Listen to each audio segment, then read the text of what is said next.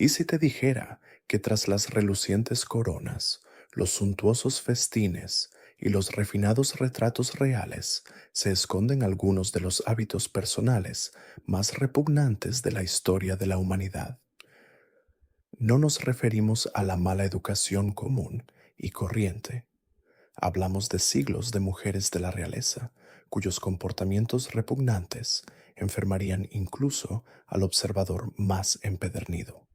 Hoy profundizamos en los hábitos más nauseabundos, repulsivos y absolutamente viles de las mujeres más poderosas de la historia. No se trata solo de historias de mala educación o costumbres olvidadas. Son historias que cambiarán radicalmente tu percepción de la realeza para siempre.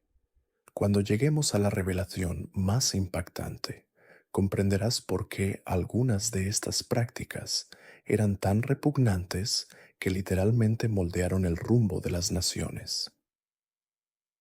Desde reinas medievales que convertían sus cuerpos en armas biológicas andantes, hasta la realeza moderna cuya higiene personal horrorizaría a un campesino medieval, estas 5 mujeres redefinieron lo que significa ser absolutamente repugnante. Y créeme, lo que estás a punto de descubrir no solo es históricamente fascinante, es un viaje a los rincones más oscuros del comportamiento humano, donde el poder y el privilegio crearon monstruos ocultos tras la seda y las joyas. Permítanme comenzar con algo que podría parecer casi inocente comparado con lo que viene. Imagínense esto. Están invitados a cenar con la realeza. La mesa está puesta con la porcelana más fina, las copas doradas brillan a la luz de las velas, y están a punto de presenciar lo que suponen será la cumbre de la gastronomía refinada. Pero entonces la ven comer. En el quinto puesto se encuentra la princesa Sofía Dorotea de Prusia, cuyos hábitos alimenticios eran tan grotescos que se convirtieron en leyenda en las cortes europeas. Nacida en 1687, Sofía Dorotea no solo era conocida por sus matrimonios políticos o su papel en la formación de las alianzas prusianas. Era famosa por algo mucho más inquietante. Comía como un animal voraz, pero aquí es donde la cosa se pone realmente espeluznante. Relatos contemporáneos la describen consumiendo comidas enteras sin usar cubiertos, descuartizando aves asadas con las manos desnudas y literalmente enterrando la cara en los platos de comida. Testigos afirman haberla visto salir de las comidas con la cara cubierta de grasa, trozos de carne pegados en el pelo y salsa goteando de su barbilla sobre sus elaborados vestidos. Lo más repugnante, parecía disfrutar de la conmoción y el asco de quienes la rodeaban. Embajadores extranjeros escribieron cartas detalladas a sus tribunales de origen describiendo el horror de verla comer. Un diplomático francés escribió que verla comer era como presenciar una bestia salvaje vestida de seda y joyas. Sus hábitos alimenticios se hicieron tan notorios que las invitaciones a cenar con ella se consideraban un castigo entre la nobleza. Se dice que los sirvientes se enfermaban al tener que limpiar después de sus comidas. El suelo alrededor de su silla del comedor estaba constantemente manchado de grasa y restos de comida que debían fregarse a diario. Lo que hacía esto aún más inquietante era la naturaleza calculada de su comportamiento. No se trataba de una mujer que simplemente no supiera qué hacer. Había sido criada en una de las cortes más refinadas de Europa, rodeada de tutores que habían pasado años enseñándole la etiqueta adecuada. Decidió comer de esta manera, convirtiendo cada comida en un espectáculo grotesco que horrorizaba y fascinaba a la vez a quienes se veían obligados a presenciarlo. El componente de guerra psicológica de sus hábitos alimenticios es innegable. En una época donde las comidas eran elaborados rituales sociales diseñados para exhibir poder y refinamiento, su alimentación animal se convirtió en un arma.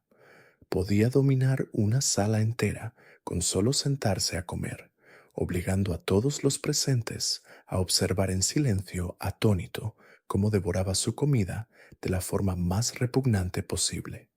Pero los repugnantes hábitos alimenticios de la princesa Sofía Dorotea palidecen en comparación con lo que viene a continuación.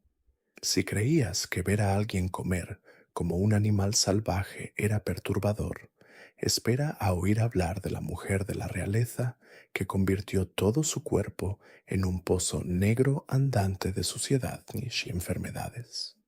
En el número 4 encontramos a Catalina de Médici, la reina de Francia, nacida en Italia, cuya higiene personal era tan catastróficamente mala que literalmente cambió el panorama político de la Europa del siglo XVI. Nacida en 1519, Catalina trajo a la corte francesa algo más que alianzas políticas. Trajo consigo un nivel de inmundicia personal incomprensible. Los relatos contemporáneos describen a Catalina como alguien que parecía acumular suciedad y mugre en su cuerpo. Se dice que pasó meses sin bañarse y cuando finalmente se sometió a la limpieza, los sirvientes tuvieron que raspar las capas de suciedad acumulada de su piel con herramientas especializadas. El olor que emanaba de su cuerpo era tan intenso que los cortesanos desarrollaron elaboradas estrategias para evitar estar cerca de ella. Aquí es donde la cosa se pone realmente aterradora. Catalina creía que mantener su olor corporal natural era esencial para su salud y su poder. Se adhirió a teorías médicas medievales que sugerían que lavarse con demasiada frecuencia debilitaría su constitución y la haría vulnerable a las enfermedades. El resultado fue una mujer que gobernó uno de los reinos más poderosos de Europa mientras se pudría literalmente por dentro. El hedor era tan intenso que afectó las relaciones diplomáticas. Los embajadores extranjeros se quejaron ante sus tribunales de origen de la dificultad física de negociar con alguien cuyo olor era tan intenso que les causaba náuseas y dolores de cabeza. Algunos diplomáticos solicitaron permiso para celebrar reuniones al aire libre, incluso en invierno, simplemente para tener suficiente aire fresco y diluir el olor abrumador. Pero lo más inquietante de los hábitos de higiene de Catherine no era solo la suciedad en sí, era cómo convertía su hedor en un arma. Comprendía que su repugnante olor le otorgaba una ventaja psicológica en las negociaciones. La gente quería cerrar tratos con ella lo antes posible simplemente para escapar de su presencia. Podía vaciar una habitación en minutos, dejando solo a quienes estaban lo suficientemente desesperados como para soportar su compañía. Su ropa contaba una historia aún más aterradora. Como rara vez se cambiaba de ropa, sus elaborados vestidos se convirtieron en depósitos de sudor acumulado, manchas de comida y fluidos corporales. Los sirvientes informaron que sus vestidos podían literalmente mantenerse en pie por sí solos debido a las capas de suciedad seca incrustadas en la tela. Cuando finalmente se cambiaba, las prendas desechadas tuvieron que ser quemadas porque estaban demasiado contaminadas para ser limpiadas. Las consecuencias para la salud fueron devastadoras. El cuerpo de Catalina se convirtió en un caldo de cultivo para parásitos e infecciones. Los médicos de la corte documentaron diversas afecciones cutáneas, erupciones y llagas que cubrían su cuerpo. Sin embargo, ella rechazó la mayoría de los tratamientos médicos, insistiendo en que su estado natural era más saludable que cualquier higiene artificial. Lo que hace esto aún más inquietante es cómo su suciedad afectaba a quienes la rodeaban. Las sirvientas que debían vestirla o atender sus necesidades personales, enfermaban con frecuencia. Varias damas de compañía solicitaron traslados a otros puestos simplemente para evitar el horror diario de estar en contacto cercano con su cuerpo contaminado. El impacto psicológico en la corte francesa fue profundo. La repugnante higiene de Catalina creó una atmósfera de constante repugnancia e incomodidad que afectaba desde las reuniones sociales hasta los mítines políticos. La corte real, que debería haber sido la cumbre del refinamiento y la cultura, se convirtió en un lugar que la gente temía visitar. Su legado va mucho más allá de sus logros políticos.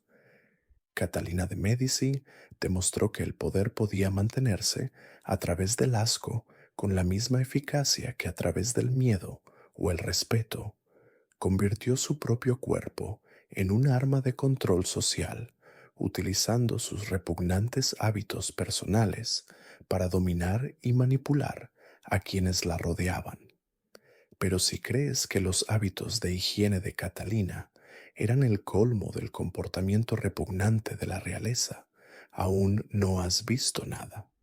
Lo que viene a continuación implica un nivel de disfunción corporal que va mucho más allá de la simple suciedad. Estamos a punto de conocer a una mujer de la realeza cuyo sistema digestivo se convirtió en una fuente de terror para todos los que tuvieron la mala suerte de estar en su presencia. Ahora profundicemos en nuestra tercera y repugnante revelación real. Y créeme, esta te pondrá los pelos de punta de maneras que nunca imaginaste. Conozcan a la reina Isabel de Castilla, la misma monarca célebre por financiar los viajes de Cristóbal Colón al Nuevo Mundo. Pero tras el legado dorado de exploración y conquista, se escondía una mujer cuya relación con la limpieza era tan retorcida, tan profundamente perturbadora, que se convirtió en la pesadilla de todos los que tuvieron la mala suerte de conocerla. Verán, Isabela no solo descuidó la higiene básica, convirtió su propia suciedad en un arma de la manera más calculadora y deliberada imaginable. No se trataba de mera pereza o ignorancia sobre la limpieza, era una decisión consciente y estratégica de aceptar los aspectos más repugnantes de la existencia humana y convertirlos en herramientas de guerra psicológica. La reina se jactó célebremente de haberse bañado solo 2 veces en toda su vida. 2 baños, en 70 años de existencia. El primero al nacer, el segundo el día de su boda. Pero aún más impactante que esta confesión fue su razonamiento. Isabel creía que lavarse el cuerpo no solo era innecesario, sino un pecado. Proclamó que Dios le había dado un aroma natural y que alterarlo mediante el baño sería un acto de vanidad y un desafío a la voluntad divina. Pero aquí es donde la historia da un giro verdaderamente nauseabundo. La interpretación que Isabela tenía de la voluntad divina iba mucho más allá de la simple negligencia. Cultivaba activamente las secreciones más repulsivas de su cuerpo, tratándolas como ofrendas sagradas. Pasaba meses sin cambiarse la ropa interior, dejando que capas de sudor, suciedad y fluidos corporales se acumularan hasta que la tela se ponía rígida y descolorida. El olor que emanaba de su cuerpo era tan intenso que los sirvientes se desmayaban cuando se les pedía que la vistieran por la mañana. Los embajadores extranjeros escribieron relatos detallados de sus encuentros con la reina española, describiendo las náuseas que los invadían durante las audiencias. El diplomático veneciano Lorenzo Justinian relató que tuvo que excusarse de una cena formal porque el olor de la reina era tan intenso que le hacía sentir un sabor a podrido en la comida. Los cortesanos franceses comenzaron a traer pañuelos perfumados empapados en los perfumes más fuertes disponibles sosteniéndolos sobre el rostro cada vez que Isabel entraba en una habitación. Pero quizás el aspecto más inquietante de los hábitos de higiene de Isabela era cómo los usaba como forma de control e intimidación. Comprendía perfectamente el efecto que su hedor tenía en los demás y lo utilizaba como arma. Durante las tensas negociaciones con potencias extranjeras, se posicionaba deliberadamente cerca de diplomáticos rivales, observando con satisfacción cómo luchaban por no vomitar ni huir. Convertía las cenas de Estado en pruebas de resistencia, observando con cruel diversión cómo los invitados empujaban la comida de un lado a otro, incapaces de comer en su presencia. Los aposentos personales de la reina se convirtieron en una especie de infierno olfativo. Los sirvientes encargados de limpiar sus aposentos privados solían abandonar el trabajo en cuestión de días, incapaces de soportar la combinación de olor corporal acumulado, ropa sucia y los diversos fluidos corporales que habían impregnado los muebles durante meses de abandono. Los pocos que quedaban tenían que taparse la nariz con hierbas y cubrirse la cara con telas solo para entrar en la habitación. El cabello de Isabela, que también se negaba a lavar, se convirtió en una masa enmarañada y grasienta que albergaba insectos y desprendía su peculiar hedor a aceites rancios y materia orgánica en descomposición. Pasaba los dedos por estos sucios enredos durante reuniones importantes, a veces sacando pequeños bichos o trozos de comida podrida que habían quedado atrapados en el desorden.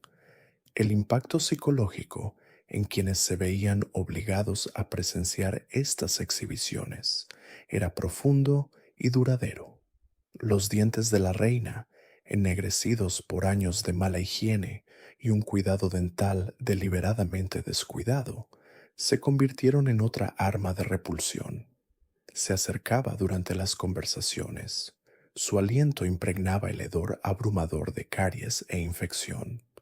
Varios relatos describen diplomáticos que retrocedían involuntariamente cuando ella hablaba, solo para que Isabel los siguiera, aprovechando su ventaja con maliciosa alegría. Quizás lo más aterrador de todo fue cómo la extrema negligencia de Isabela con su higiene personal afectó su relación con su propia familia. Sus hijos aprendieron a respirar por la boca en su presencia, y se sabía que su esposo Ferdinand mantenía la mayoría de sus conversaciones privadas desde el otro lado de la habitación. Los retratos familiares de la época muestran un patrón interesante. Isabella siempre se coloca ligeramente apartada de los demás, una distancia física que dice mucho sobre la realidad de vivir con sus repugnantes hábitos. La ropa de la reina contaba su propia historia escalofriante. Usaba las mismas prendas durante meses, convirtiéndolas en depósitos de todo tipo de secreciones humanas.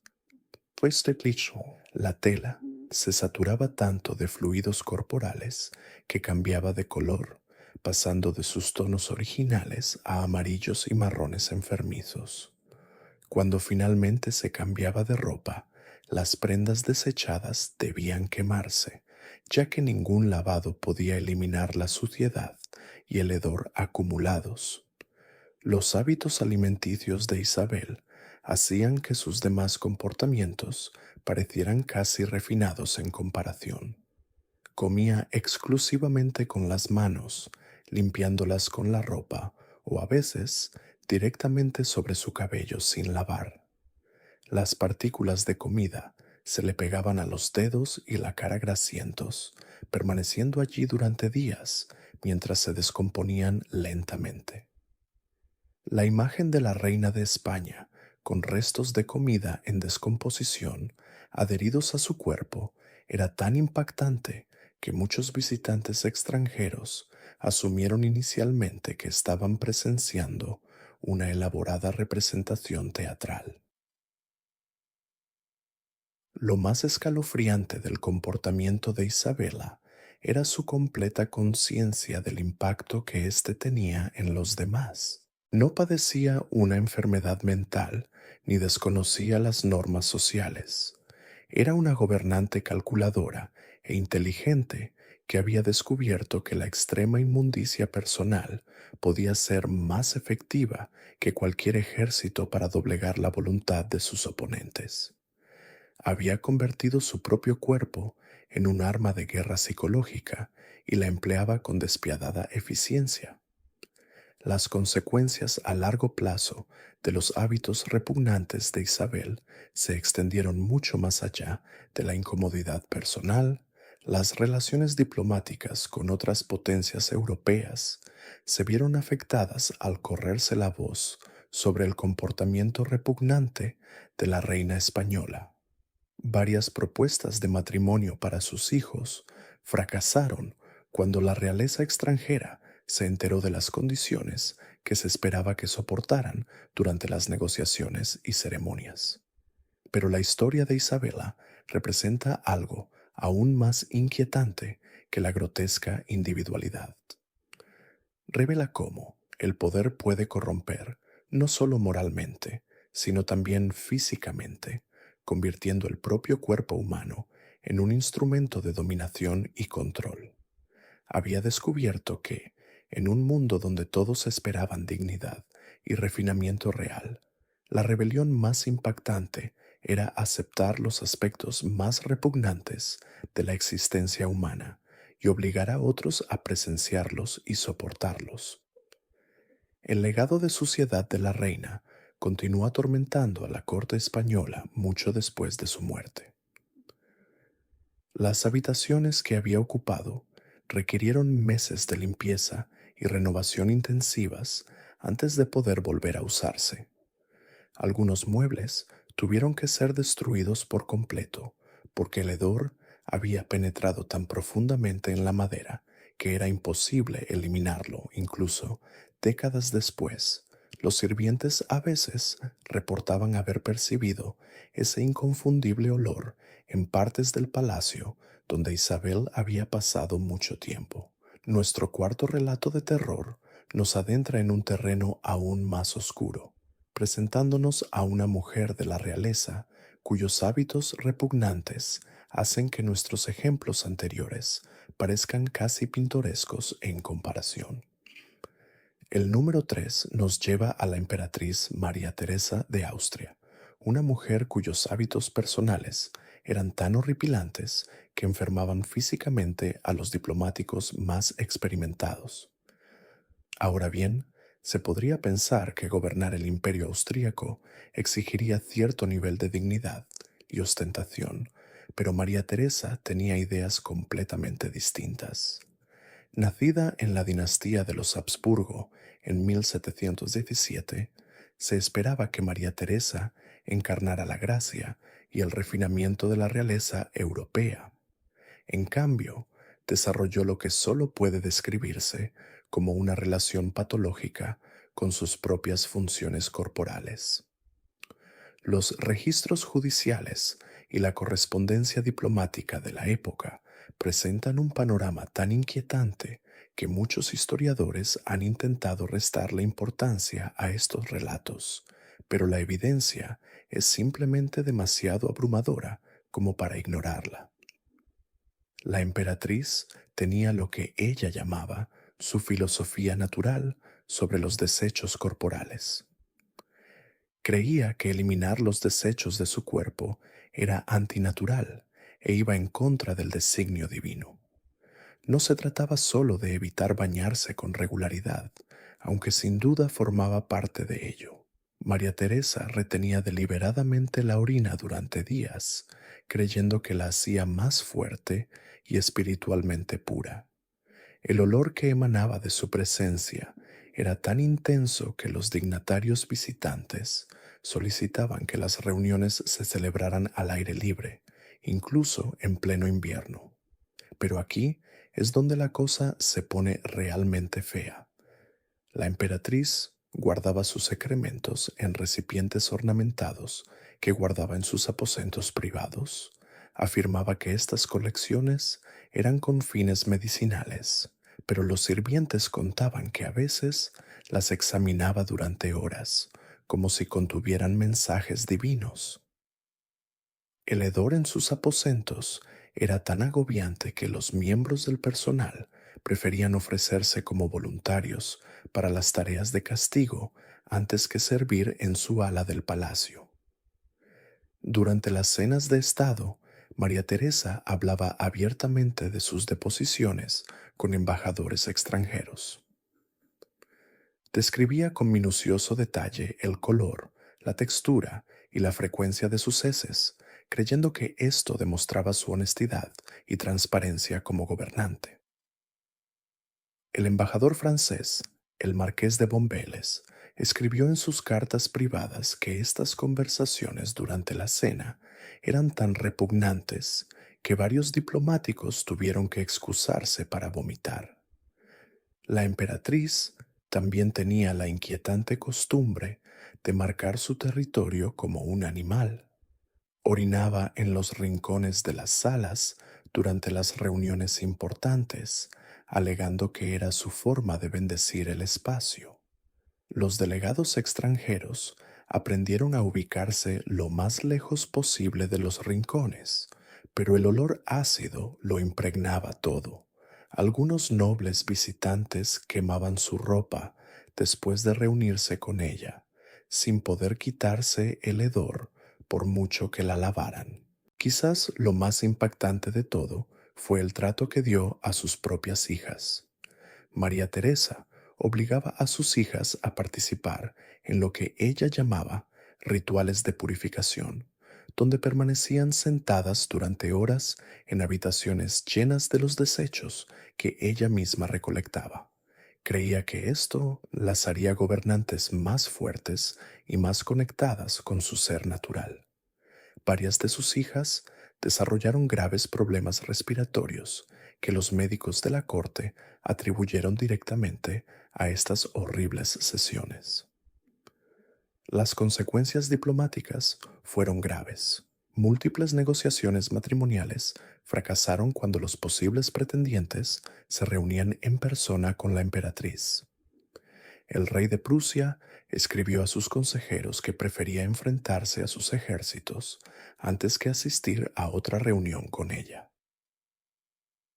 Los acuerdos comerciales se concretaban frecuentemente a través de intermediarios porque los representantes extranjeros simplemente no toleraban estar en la misma habitación que ella. El personal de su palacio desarrolló un elaborado sistema de señales para avisarse mutuamente cuando la emperatriz se acercaba. Abrían ventanas y puertas a su paso, intentando desesperadamente crear una corriente de aire que hiciera soportable su presencia. Muchos sirvientes solicitaron traslados a otras casas nobles, alegando que no podían seguir trabajando en esas condiciones. El aspecto más inquietante de los hábitos de María Teresa era cómo los utilizaba como arma durante las negociaciones. Cuando los diplomáticos extranjeros intentaban negociar a la fuerza, se acercaba deliberadamente a ellos, utilizando su hedor abrumador como táctica de negociación. Se acercaba durante las conversaciones, sabiendo que la otra parte accedería a casi cualquier cosa con tal de terminar la reunión rápidamente. Los médicos de la corte intentaron repetidamente tratar su condición, pero María Teresa interpretó sus preocupaciones como ataques a sus creencias espirituales. Afirmaba que los olores naturales de su cuerpo eran una señal del favor divino y que intentar ocultarlos enfurecería a Dios. Se ponía violenta cuando los sirvientes intentaban limpiar sus aposentos, considerando cualquier eliminación de sus desechos como un robo a su esencia espiritual. Las implicaciones internacionales fueron asombrosas. Varias potencias europeas comenzaron a dirigir su diplomacia austriaca exclusivamente por correspondencia escrita, alegando que las reuniones presenciales eran imposibles debido a problemas de salud. La reputación de la corte austriaca se vio gravemente afectada y otras casas reales se burlaban en privado de lo que llamaban el imperio del orinal. Ni siquiera su muerte en 1780 pudo escapar del horror de sus hábitos. Su cuerpo estaba tan saturado de desechos retenidos que el proceso de descomposición era diferente a todo lo que los embalsamadores de la corte habían experimentado jamás. El olor era tan intenso que tuvieron que trabajar por turnos y varios trabajadores enfermaron permanentemente por la exposición. Su ataúd requirió técnicas especiales de sellado que nunca antes se habían utilizado en entierros reales. El legado de los hábitos repugnantes de María Teresa se extendió mucho más allá de su vida. Todos sus hijos sobrevivientes exhibieron diversas formas de trauma psicológico relacionado con la higiene, y varios se obsesionaron con la limpieza como reacción a sus experiencias infantiles. La reputación de excentricidad de la dinastía de los Habsburgo, que posteriormente se manifestaría de otras maneras inquietantes, se remonta directamente a las repugnantes prácticas personales de la emperatriz. Lo que hace particularmente inquietante la historia de María Teresa es cómo transformó los desechos corporales de un asunto privado en un arma pública. No solo descuidó la higiene, sino que cultivó activamente la suciedad como medio de control y dominación. Su reinado demostró que ni siquiera el poder absoluto podía hacer que la gente aceptara lo verdaderamente inaceptable, y sus hábitos repugnantes acabaron debilitando el mismo imperio que pretendía fortalecer con su filosofía repugnante. Hemos hablado de 4 mujeres de la realeza cuyos hábitos repugnantes las convirtieron en instrumentos de guerra psicológica, pero nuestra quinta y última entrada considera la corona como la más repugnante de todas. Esta es la historia de una mujer cuyas prácticas repulsivas se volvieron tan extremas que literalmente reescribieron las reglas de la etiqueta real en toda Europa. Conozcan a la emperatriz Ana Ivanovna de Rusia, quien gobernó de 1730 a 1740 y cuyos hábitos repugnantes eran tan legendarios que los embajadores extranjeros literalmente rezaban antes de conocerla. Ana no solo descuidaba la higiene, sino que cultivaba activamente las prácticas corporales más repugnantes imaginables, convirtiendo su propia carne en un arma de terror diplomático. Nacida en la familia real rusa en 1693, Ana pasó sus primeros años en relativa oscuridad, pero cuando el destino la impulsó al trono, trajo consigo una serie de hábitos tan viles que harían vomitar incluso a los cortesanos más recalcitrantes. Lo que comenzó como simple negligencia se convirtió en algo mucho más siniestro, una campaña calculada de guerra biológica que dejaría cicatrices imborrables en todos los que la conocieron. La rutina matutina de Ana era una sinfonía de repulsión que comenzaba antes del amanecer. Se despertaba e inmediatamente comenzaba lo que ella llamaba su preparación real, que consistía en recolectar sus propias secreciones corporales en recipientes ornamentados que guardaba junto a su cama. Saliva, moco, cerumen y otros fluidos innombrables se recogían con la misma ceremonia que otros monarcas reservaban para sus joyas de la corona. Pero esto era solo el comienzo de su descenso diario a la depravación. Su ritual de baño, si es que se le puede llamar así, solo ocurría una vez cada varios meses, y cuando ocurría, era un espectáculo que atormentaba a los testigos durante años. Ana se sumergía en agua mezclada deliberadamente con sus propios desechos, afirmando que la combinación de suciedad y carne creaba lo que ella llamaba la esencia del poder imperial. El hedor que emanaba de estos baños era tan abrumador que los sirvientes se desmayaban y el olor persistía en el palacio durante semanas. La emperatriz se enorgullecía especialmente de sus hábitos alimenticios, que trascendían con creces todo lo que hemos mencionado hasta ahora. Dejaba que la comida se pudriera deliberadamente antes de consumirla, creyendo que la descomposición realzaba el sabor y demostraba su superioridad sobre los procesos naturales. Los testigos describieron haberla visto con horror devorar carne pútrida y llena de gusanos, con el rostro iluminado de placer al ver cómo la carne descompuesta se deslizaba por su garganta. Pero la práctica más inquietante de Ana consistía en lo que ella llamaba su perfume real.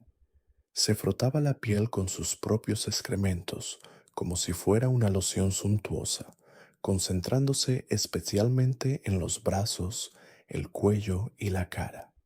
El olor era tan potente que podía detectarse a más de 30 metros de distancia, y los visitantes del palacio empezaban a vomitar incluso antes de entrar en la misma habitación que la emperatriz. El impacto psicológico de los hábitos de Ana iba mucho más allá del simple asco. Utilizaba sus prácticas repulsivas con precisión calculada para derribar las defensas mentales de cualquiera que se atreviera a desafiar su autoridad. Diplomáticos extranjeros, nobles rivales e incluso miembros de su propia corte se sentían tan abrumados por su nauseabunda presencia que harían cualquier cosa con tal de escapar de su presencia. Un incidente particularmente infame involucró al embajador francés, quien llegó a la corte para negociar un acuerdo comercial crucial. Ana lo recibió mientras realizaba deliberadamente lo que ella llamaba su limpieza matutina, que consistía en hurgarse la nariz con uñas largas y amarillentas y luego consumir lo que extraía. El embajador, un diplomático experimentado que había capeado innumerables tormentas políticas, quedó tan horrorizado que vomitó repetidamente durante la reunión y finalmente aceptó términos catastróficamente desfavorables para Francia. El dormitorio de la emperatriz era un monumento a la suciedad humana indescriptible. Las paredes estaban manchadas con años de fluidos corporales que ella había esparcido deliberadamente sobre las superficies, creando patrones abstractos que, según ella, eran expresiones artísticas de su derecho divino a gobernar. El suelo estaba cubierto por una gruesa capa de materia orgánica que crujía bajo los pies, y el aire estaba tan impregnado del hedor a descomposición que respirar se convertía en un esfuerzo consciente. La ropa de Ana era otra arma en su arsenal de repulsión. Usaba las mismas prendas durante meses, dejándolas tan empapadas de sus secreciones corporales que literalmente goteaban con sus movimientos. La tela se volvía rígida y descolorida, cobrando vida propia a medida que diversos hongos y bacterias transformaban sus vestiduras reales en ecosistemas vivientes de repugnancia. Sus hábitos culinarios traumatizaron a toda una generación de la nobleza rusa. Ana ofrecía elaborados banquetes donde vomitaba deliberadamente sobre la comida servida a sus invitados y luego seguía comiendo como si nada. Se escarbaba los dientes con las uñas durante las comidas y luego usaba esos mismos dedos para servir comida a los demás. Ver a la emperatriz consumir sus propios desechos corporales como un manjar mientras esperaba que los demás siguieran comiendo se convirtió en una pesadilla recurrente para quienes tenían la mala suerte de presenciarlo. Lo más inquietante del comportamiento de Ana era cómo transformaba estas prácticas repugnantes en herramientas de control político. Convocaba a presuntos traidores a audiencias privadas donde los sometía a toda la fuerza de su nauseabunda presencia. Muchos confesaban crímenes que no habían cometido simplemente para escapar de la tortura psicológica de estar atrapados en una habitación con su hedor abrumador y sus hábitos repugnantes.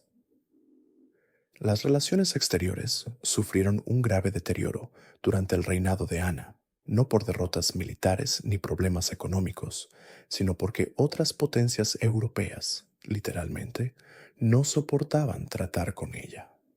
La corte española envió una carta formal solicitando que todas las negociaciones futuras se llevaran a cabo a través de intermediarios, afirmando que el contacto directo con la emperatriz rusa representaba un riesgo inaceptable para la salud mental de sus embajadores. Los sirvientes personales de Ana sufrieron un trauma psicológico extremo. Muchos desarrollaron lo que los médicos de la corte describieron como locura imperial, una condición caracterizada por náuseas incontrolables, pesadillas e incapacidad para comer o beber con normalidad. La rotación de personal era tan alta que el palacio reclutaba constantemente nuevos sirvientes, a menudo recurriendo a prisioneros y deudores que no tenían más remedio que servir.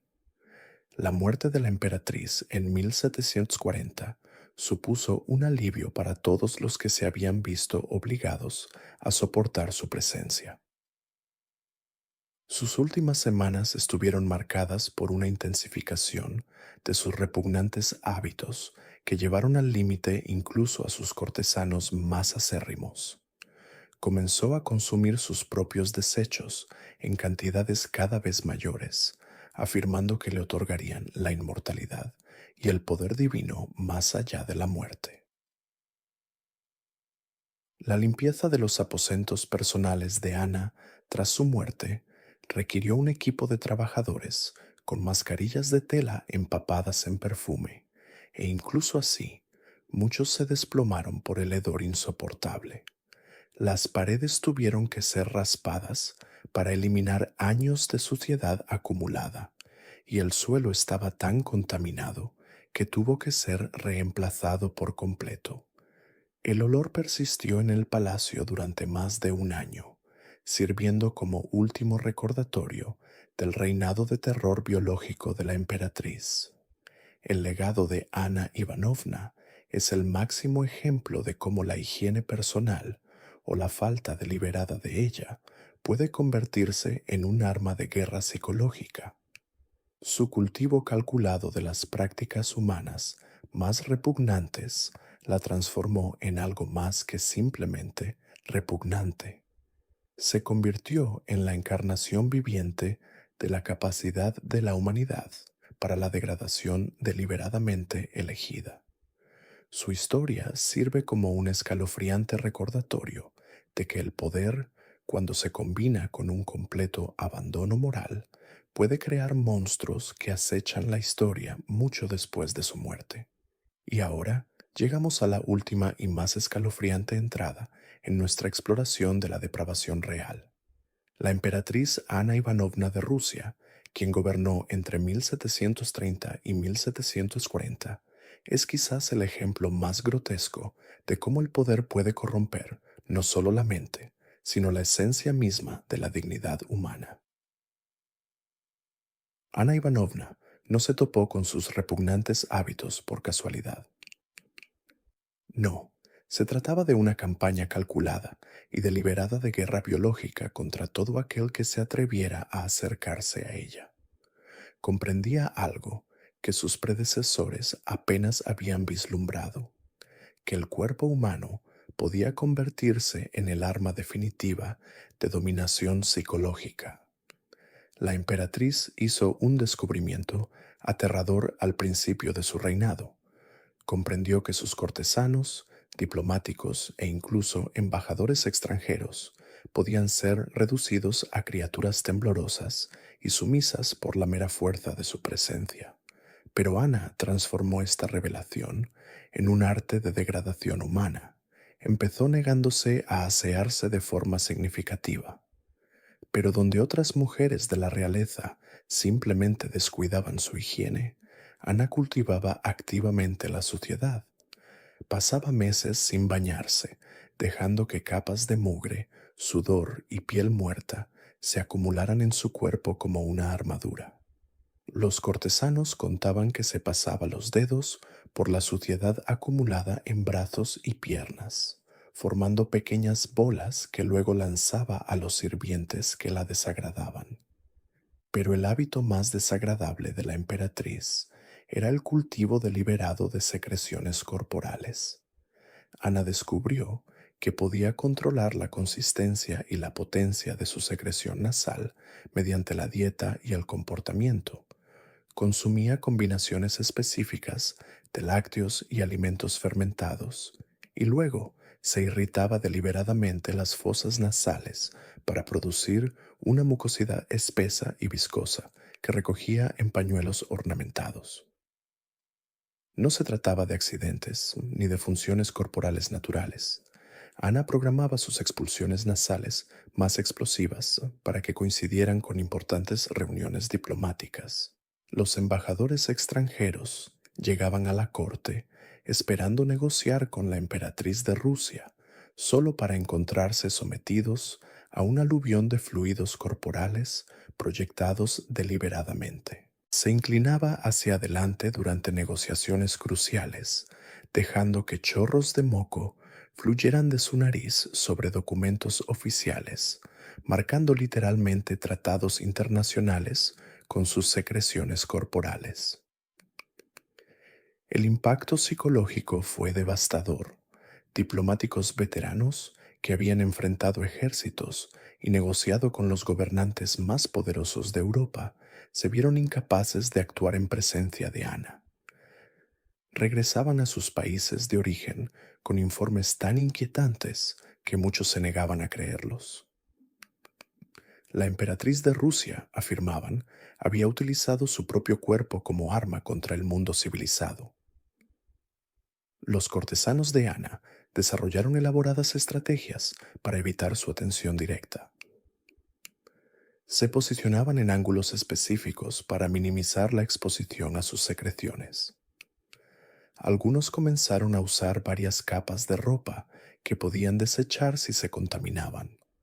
Otros llevaban pequeños frascos de perfume o aceites aromáticos, intentando desesperadamente disimular el hedor abrumador que rodeaba a la emperatriz como una nube tóxica.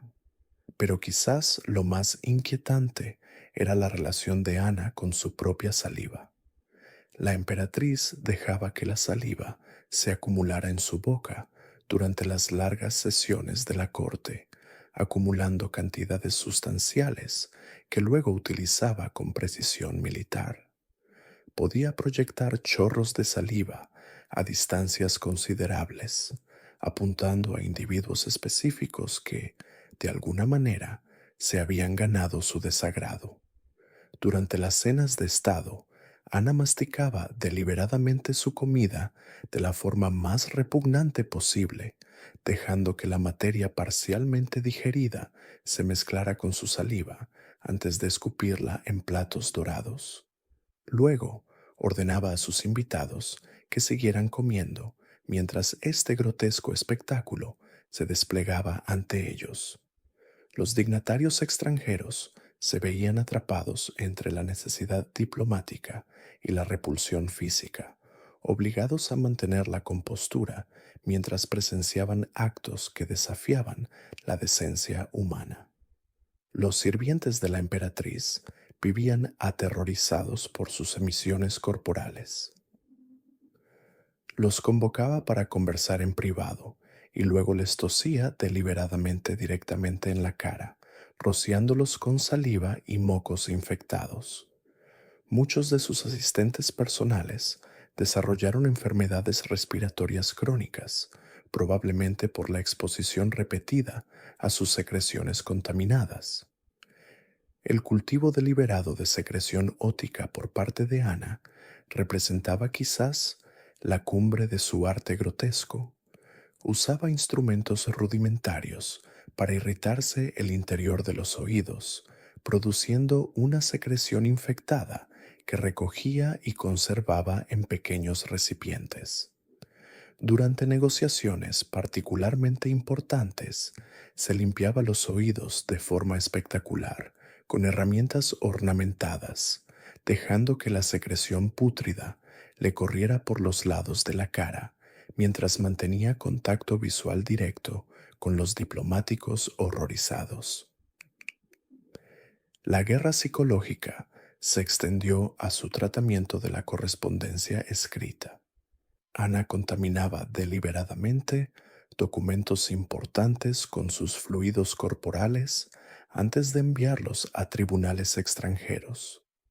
Las cartas con el sello imperial llegaban a sus destinos manchadas con secreciones inidentificables, conteniendo no solo mensajes políticos, sino también advertencias biológicas sobre la naturaleza del poder ruso. Sus cortesanos desarrollaron un vocabulario completo de eufemismos para describir las diversas emanaciones de la emperatriz. Hablaban de humedad imperial, esencia soberana y condensación real, intentando desesperadamente mantener cierta apariencia de dignidad al describir actos que pertenecían a las profundidades de la depravación humana, más que a las cimas del poder político. El aspecto más escalofriante del comportamiento de Ana era su naturaleza calculada. Los observadores de la corte observaron que controlaba sus repugnantes exhibiciones con notable precisión. Durante las reuniones con aliados, a veces se limitaba a ofensas menores, tal vez dejando escapar un poco de moco por la nariz, pero cuando se enfrentaba a enemigos o a quienes la habían desagradado, desplegaba todo su arsenal. Los embajadores extranjeros comenzaron a solicitar reuniones al aire libre, con la esperanza de que el aire fresco aliviara el horror concentrado de la presencia de Ana. Pero la emperatriz se adaptó, desarrollando técnicas para proyectar sus secreciones a mayores distancias y en concentraciones más potentes. Convirtió el aire que la rodeaba en un arma de guerra psicológica. El impacto a largo plazo en la diplomacia rusa fue catastrófico. Otras potencias europeas comenzaron a cuestionar la posibilidad de mantener relaciones diplomáticas normales con una corte sumida en semejante caos biológico. Algunas naciones asignaron a sus diplomáticos más prescindibles a destinos rusos, aceptando que la exposición prolongada a la presencia de Ana podría perjudicar permanentemente a sus representantes. El reinado de Ana Ivanovna terminó en 1740, pero las cicatrices psicológicas que infligió a la comunidad internacional perduraron durante generaciones. Su deliberada transformación del cuerpo humano en instrumento de terror político sigue siendo uno de los ejemplos más perturbadores de la historia de cómo el poder absoluto puede corromper no solo la mente, sino la esencia misma de la dignidad humana. Estas 5 mujeres, desde la alimentación animal de la princesa Sofía Dorotea hasta la guerra biológica de Ana Ivanovna, representan la intersección más oscura posible del poder, el privilegio y la depravación humana. Sus hábitos grotescos no fueron accidentes ni circunstancias desafortunadas, sino decisiones deliberadas de individuos que comprendieron que en un mundo donde ostentaban la máxima autoridad, incluso las funciones humanas más básicas podían convertirse en armas de control y dominación. Pero lo que hace que estas historias sean verdaderamente inquietantes no es solo su horror individual, sino la naturaleza calculada en la que estas mujeres eligieron convertirse. Cada una de estas figuras reales no cayó simplemente en hábitos repugnantes por negligencia o ignorancia. Armaron sus propios cuerpos, convirtiendo la repulsión física en una herramienta de control absoluto. Comprendieron algo que la mayoría de la gente nunca comprende. que la respuesta humana al asco es tan poderosa, tan primaria, que puede anular la razón, la diplomacia e incluso la decencia humana más básica. La princesa Sofía Dorotea descubrió pronto que cuando devoraba la comida como una fiera, cuando dejaba que la grasa le goteara por la barbilla y la manchaba en sus vestidos de seda, ocurría algo extraordinario. Los hombres más poderosos de Europa, hombres que comandaban ejércitos y controlaban reinos, se retraían físicamente ante su presencia. No podían mantener el contacto visual, no podían pensar con claridad, estaban tan perturbados por lo que presenciaban que harían casi cualquier cosa con tal de escapar de su comedor. No era casualidad, no era el comportamiento de alguien que no supiera qué hacer. Era una guerra psicológica disfrazada de comida. Catalina de Médici llevó este concepto aún más lejos. Comprendió que el olfato viaja más rápido que la vista, que un hedor pútrido puede llenar una habitación antes de que nadie siquiera vea su origen. Cuando entraba en las negociaciones de un tratado apestando a meses de suciedad acumulada, cuando el hedor de su cuerpo sin lavar la precedía como un ejército invisible, anunciaba su poder incluso antes de pronunciar palabra. Los embajadores se atragantaban, los cortesanos se cubrían el rostro, y en ese momento de debilidad humana, cuando bajaban la guardia y su compostura se quebraba, ellas atacaba con sus exigencias políticas. La genialidad de su estrategia residía en su ineludibilidad. Puedes apartar la mirada de algo perturbador, puedes cerrar los ojos, pero no puedes dejar de respirar. No puedes escapar de un olor que ha invadido tu nariz y ha despertado todos los instintos de tu cuerpo para huir. Había convertido su propio cuerpo en un arma capaz de penetrar cualquier defensa, romper cualquier protocolo y reducir las mentes más sofisticadas a sus respuestas animales más básicas. La reina Isabel de Castilla quizá comprendía esta manipulación psicológica mejor que nadie. Sabía que la limpieza se asociaba con la virtud, con la piedad, con la dignidad real. Así que, cuando cultivaba deliberadamente la suciedad, cuando permitía que su cuerpo se convirtiera en caldo de cultivo para insectos y enfermedades, estaba dejando claro que trascendía las palabras. Declaraba que existía más allá de las normas humanas normales, que había ascendido a un nivel donde la moral convencional no le aplicaba. Pero lo más escalofriante de la estrategia de Isabela fue cómo la usó para desmantelar la percepción de la realidad de sus enemigos.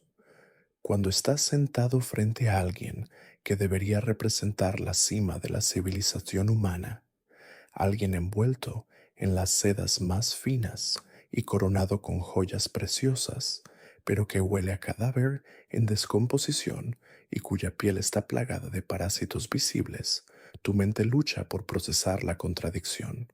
Es una disonancia cognitiva a un nivel que puede llevar a la locura. María Teresa elevó esto a la categoría de arte.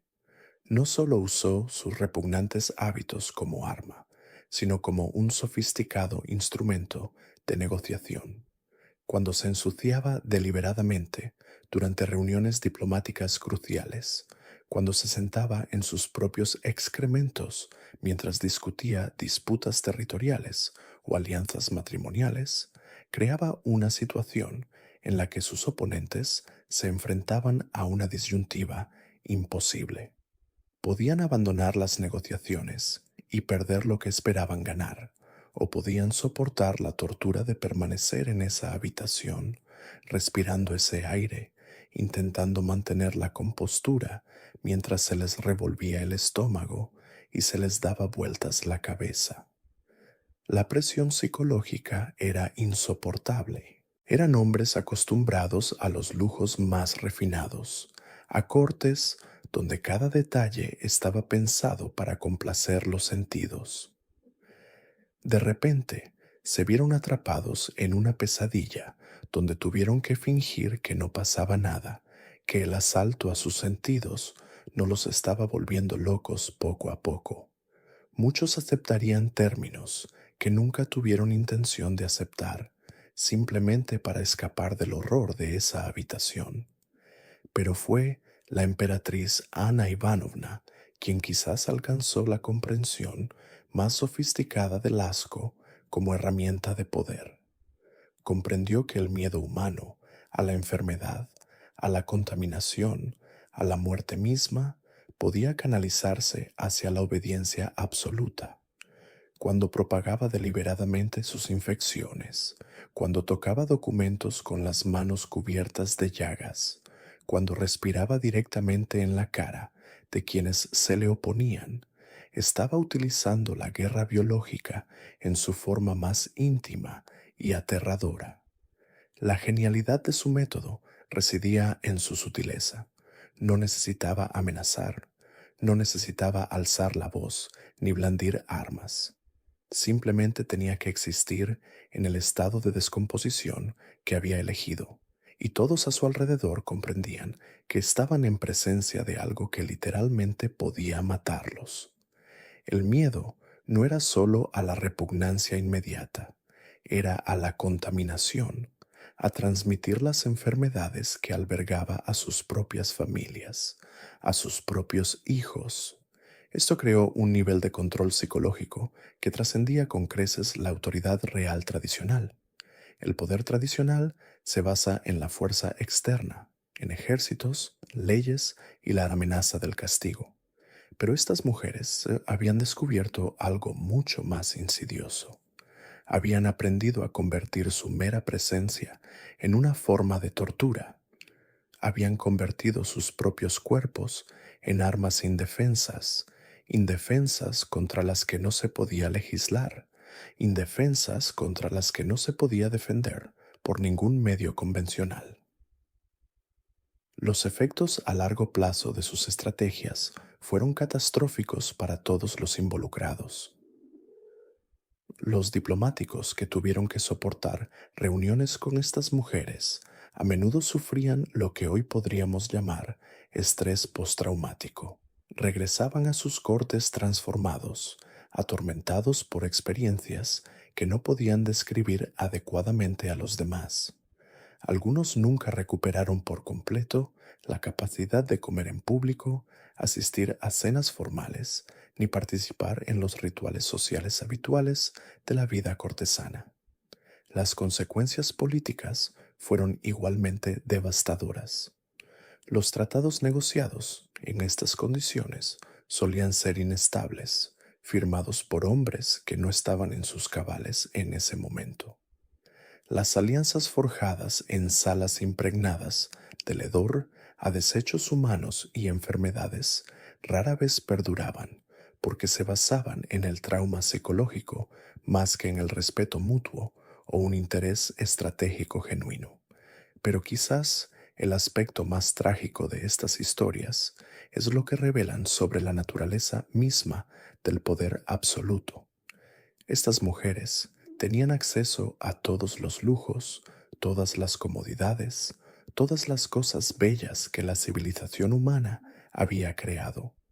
Podrían haberse rodeado de arte, música, literatura, la mejor gastronomía, la moda más elegante. En cambio, eligieron vivir en condiciones peores que las de los campesinos más pobres, transformándose en la personificación viviente de la degradación humana. ¿Qué lleva a una persona a tomar tal decisión? ¿Qué clase de vacío, qué clase de pobreza espiritual lleva a alguien a creer que la única manera de sentirse poderoso es enfermando físicamente a otros? La respuesta reside en comprender que el poder absoluto, el poder sin límites ni responsabilidad, corrompe inevitablemente no solo el sentido moral, sino la humanidad misma de quienes lo poseen. Estas mujeres habían sido criadas desde su nacimiento con la creencia de que los demás existían únicamente para su beneficio, que los seres humanos eran esencialmente objetos manipulables para su placer o beneficio. En tal cosmovisión, el sufrimiento ajeno se vuelve irrelevante y con el tiempo se convierte en una fuente de entretenimiento, una forma de demostrar la propia superioridad. La transformación de estas mujeres de la realeza en criaturas deliberadas de inmundicia y enfermedad representa uno de los capítulos más oscuros de la historia de la humanidad. Nos muestra lo que sucede cuando el poder se concentra en manos de individuos que nunca han aprendido a ver a los demás como seres humanos plenamente humanos. Demuestra la aterradora creatividad que los humanos pueden desplegar cuando deciden convertir su propia degradación en un arma. Pero sus historias también sirven de advertencia, de recordatorio de por qué el poder siempre debe ser limitado, de por qué nadie debería ser puesto en una posición en la que pueda abusar de otros sin consecuencias. Los hábitos de estas 5 mujeres no fueron accidentes ni circunstancias desafortunadas. Fueron decisiones, estrategias deliberadas, diseñadas para infligir tortura psicológica a quienes las rodeaban. Su legado perdura no en monumentos ni estatuas, sino en el registro histórico de la crueldad humana, en la evidencia documentada de hasta dónde llegan las personas cuando creen estar por encima de las normas básicas que rigen la sociedad humana. Nos recuerdan que la capacidad para el mal existe en todos nosotros y que las estructuras que creamos para limitar el poder y proteger la dignidad humana no son lujos, sino necesidades. Al final, estas 5 mujeres alcanzaron una especie de inmortalidad, pero no la que podrían haber deseado. Se las recuerda no por su sabiduría, su belleza, ni sus contribuciones a la civilización humana, sino por su disposición a transformarse en instrumentos de repugnancia y terror. Perduran en la historia como ejemplos de lo que ocurre cuando el poder corrompe tan completamente que destruye no solo a quienes lo ejercen, sino también a quienes lo ejercen. Sus historias nos obligan a confrontar verdades incómodas sobre la naturaleza humana, sobre el atractivo seductor del poder absoluto y sobre la delgada línea que separa la civilización de la barbarie.